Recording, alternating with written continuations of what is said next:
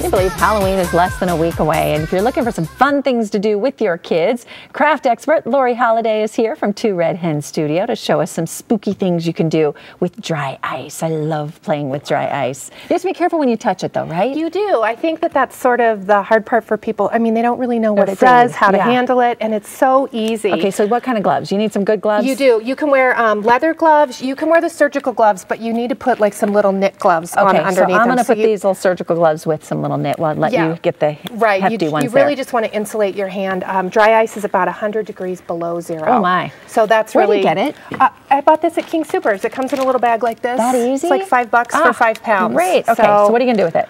Well, first I'm just going to kind of show you how it is. It comes in big blocks, and I just broke it apart with a hammer. You can also just put the whole thing in if you have a container big enough and you need that much. So, but it is really, really cold to the touch. So be careful. Don't put it in the part of the drink that you're actually drinking, and I'll show you all of that as we go. So and be careful around kids if you're going to use it, because they're not near it. Okay. So, so first thing, I just carved out a really generic jack-o'-lantern, but I think it'd be fun to, you know, kind of spook it up a little bit. And the key to dry ice, the hotter the water, the more steam you're going to get. Okay. So if you have cold water, it's just going to kind of bubble a little bit, but if you have super hot water, it's going to go crazy. So this water was hot a little bit ago, so we'll just dump it in there. Okay. Or set this down in there, actually.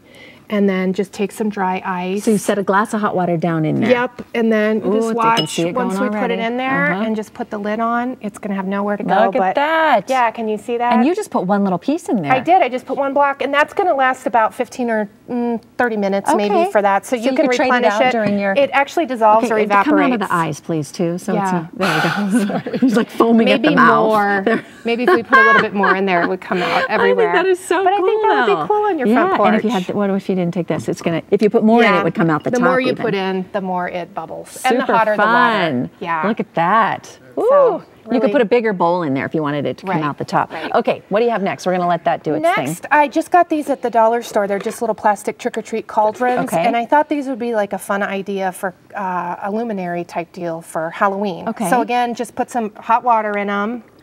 And this one I'm going to really put a bunch in here. And another block? Yeah.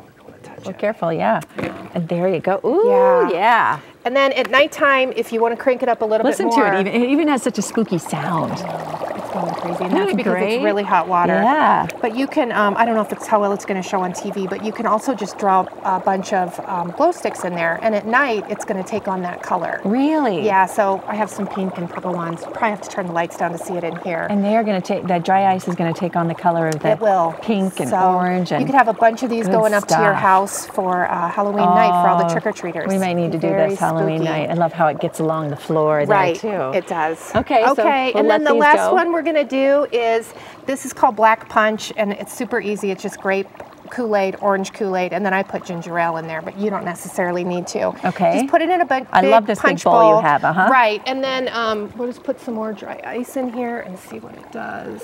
Was this warm? That was a little bit warm. If you want it to just bubble a little bit, you can definitely just use cold water for your punch. Otherwise, this is kind of room temperature water. So my advice is to do the punch at room temperature and then put actual regular water ice in your glasses. Oh my gosh, the kids would go nuts if you had this at a Halloween party. I know. So when you serve it, you just want to be careful, and that's why the big chunks are so nice that you don't want to get any. See, it scares me. Okay, so I've got these slippery gloves on. So the ice is down in the bottom. So would you just serve a little bit like this? Yeah, you just serve it. You would definitely see if you got some in your glass. Yeah, just like that. Just like that. Black punch, spooky punch. Very good. One for you. Thank you. Lori, thank you so much. Yeah, super easy things for Halloween. Don't be afraid of dry ice. I'm totally doing dry ice for Halloween, especially that whole big thing that did all of these. Right. There we go. All right. We'll try this out. Black punch made with Kool-Aid. We'll be right back. Cheers. He did the Monster Mash. The Monster Mash. It was a graveyard smash. He did the mash. It caught on in a flash. He did the mash. He did the Monster Mash. For my love.